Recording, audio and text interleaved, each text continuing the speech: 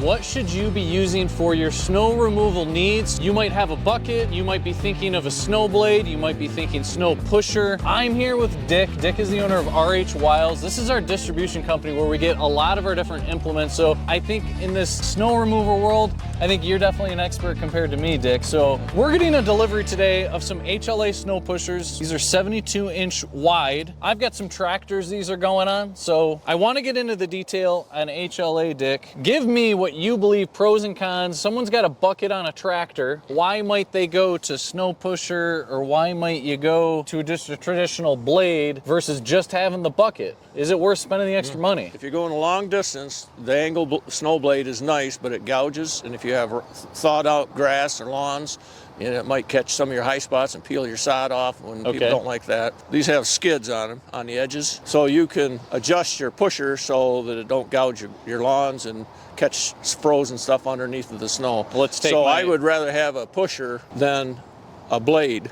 And then compared to a bucket, you're always looking out front. You don't know where the cutting edge is at, and you're gouging, and you're not doing a good enough job, and you're going slow. With this here, you can really buzz right along and push. So if you had a, let's say, residential use, super long driveway, what tool would you like to have the most in a situation like that? Some subtle curves, long driveway?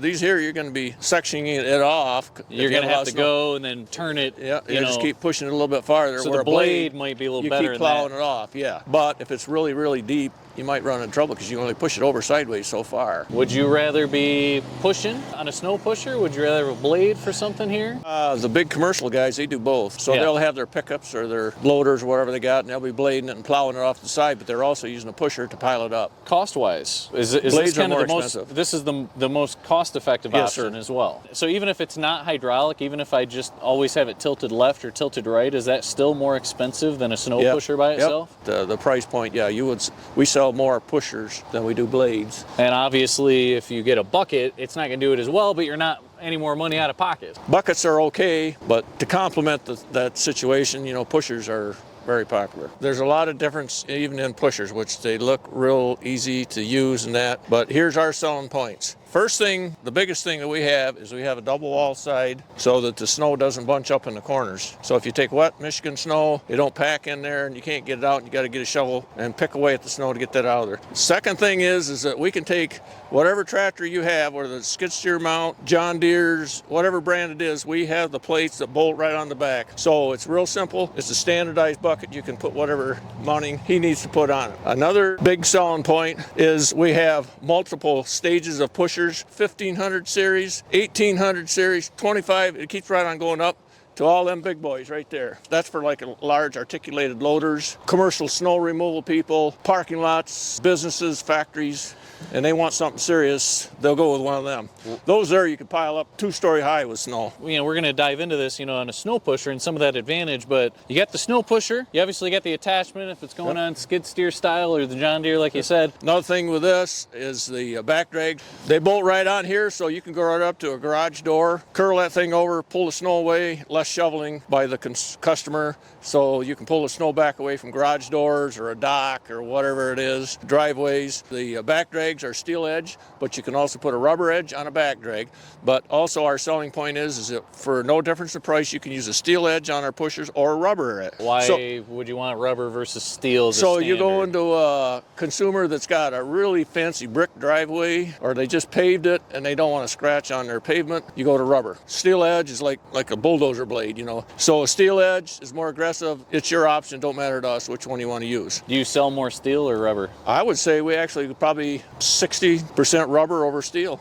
Okay. Especially in small ones. The steel edge, does it clean it better or not necessarily? It will scrape off hard frozen chunks after you drive on it several times. A steel edge would peel that off, where a rubber edge is going to kind of squeeze you over the top of it. It's not going to get as good. But like a day like today, and if you got a pile of snow, squeeze it right off. It works real good. Okay. Can you go down lower than 15, or is that the smallest on the HLA brand? The pushers, 1500 is the smallest pusher, which is also the lowest moldboard. And as you go from like 1500 to 2 to 25, is it just a height thing, or we get thicker steel as we go up levels? That too. You get heavier gauge, taller, and you have your choice of whether you want steel or rubber edge. So retail on something like this, you're like a 22 to 2,500 price point. Obviously that's gonna jump, you know, as you go up, but you go to something like this guy. This is what, like a $10,000, $12,000 retail unit? Yes, sir. What's the width on that, and what is that going on? That there is a 12-footer. And this is going on a big loader. I'd say that's probably going on a 30 or 40,000 pound machine. This is big parking lot clearing type thing. Yep. You typically are seeing Yep. on something like that. This brand in particular, is this more of a middle tier, high tier? You're gonna spend a little bit more money on HLA, but you're getting a little bit better product, Yep. right? They work so much nicer. Some of these people have really nice driveways and they don't want to scratch. HLA is a Canadian company, correct? Yes, sir. Made in Listowel, Ontario. And they're doing all sorts of implements. Like you're Yep. doing deliveries to different dealers here, Yep. and obviously bigger snow pushers. They do a lot of stuff. We've been with them a long time. Yep. They build a lot of nice stuff. You know more about the implement game than I do, so hopefully I can get some more in the future. We get your insight, but appreciate you giving us basically all your opinions there on the snow removal aspect with the implements. So. We make a lot of other stuff too, so Yeah. just keep us in mind on all that stuff. But Yeah. snow is a big thing for HLA. Yeah, and if you know, curiosities on RH Wiles, these guys are a distributor for dealers, Michigan-based company. Yes. You know, if you guys are watching us from far away, we deliver mowers as far as Texas and other places. So maybe you see an implement that suits your fancy, even something big like that. We could help you here at Howe Equipment with that as far as deliveries. So until that next video, thanks for tuning in. We'll see you later.